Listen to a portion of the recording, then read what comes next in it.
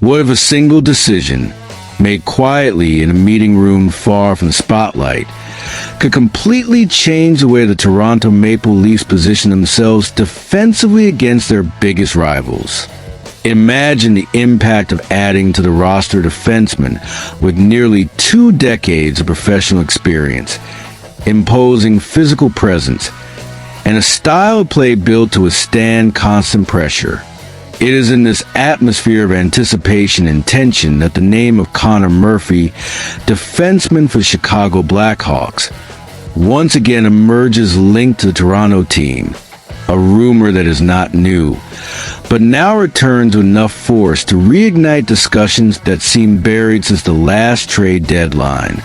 The Leafs' interest in Murphy did not begin now. Last season, during the busiest period of negotiations, his name had already gained space behind the scenes of the franchise. There were conversations, there was anticipation, but in the end, the move did not happen, and Murphy remained in Chicago. For many fans, it was a missed opportunity, especially for those who believed Toronto needed to toughen up its presence in the defensive zone. Now, the scenario repeats itself, but with an added element of urgency. The need to find a balance between speed, youth, and physical strength on the blue line. And in that sense, Murphy fits perfectly into what General Manager Brad Treliving is looking for. Before we continue, take a moment to strengthen our community. Hit the like button right now. Despite still playing a high level, and turn on notifications.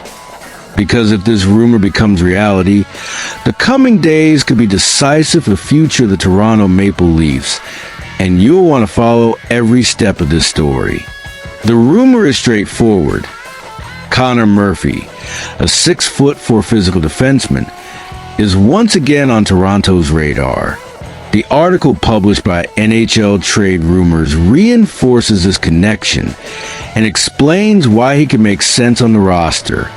Murphy is known for his heavy game, his ability to protect the defensive zone, and block shots in moments of high pressure. These are attributes that, for a team with real playoff aspirations, could mean the difference between advancing or being eliminated early. However, the player has clear limitations. He is not fast, does not create many transition opportunities, and is seen as one of the slowest skaters in the league. These characteristics make him less appealing for those seeking speed and smooth puck movement, but they do not diminish his value in situations where physical resistance and shot blocking are essential. Behind the scenes, the situation is more complex than it appears.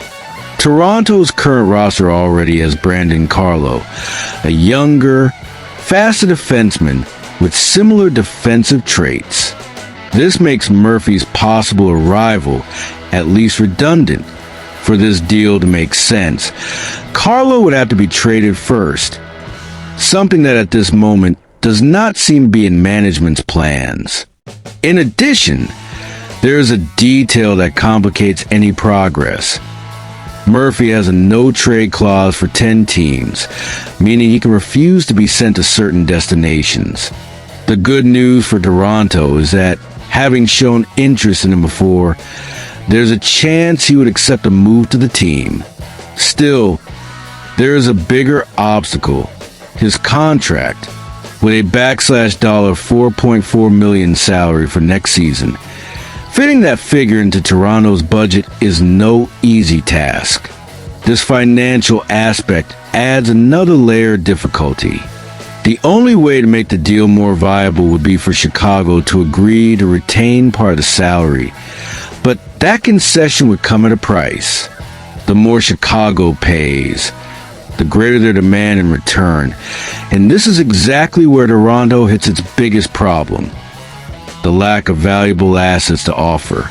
The prospect pool is not very deep, and the team is already reluctant to give up draft picks, precisely to avoid compromising its future in short-term moves.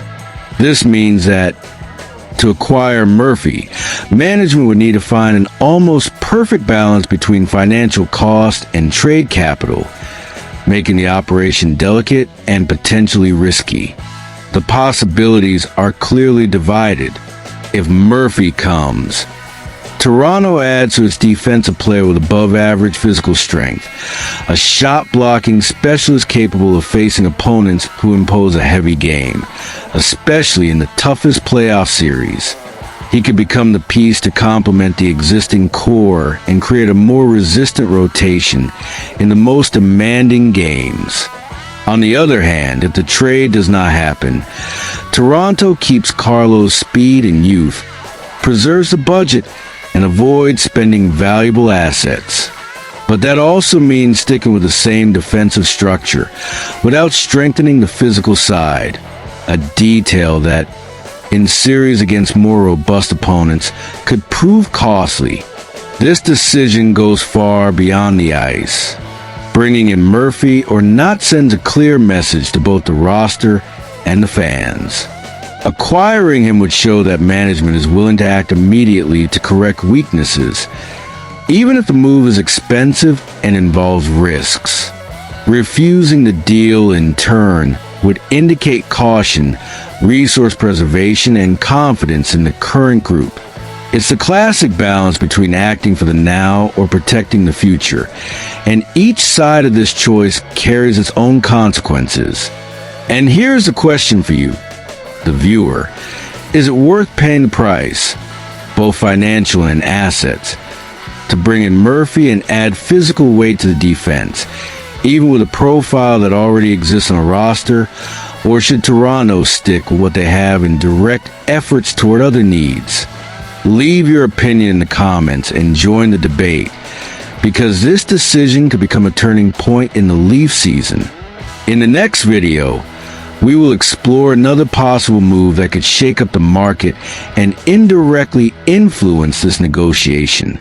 Stay with us, because in the world of NHL trades, everything can change in a matter of hours, and the next move could be even more surprising.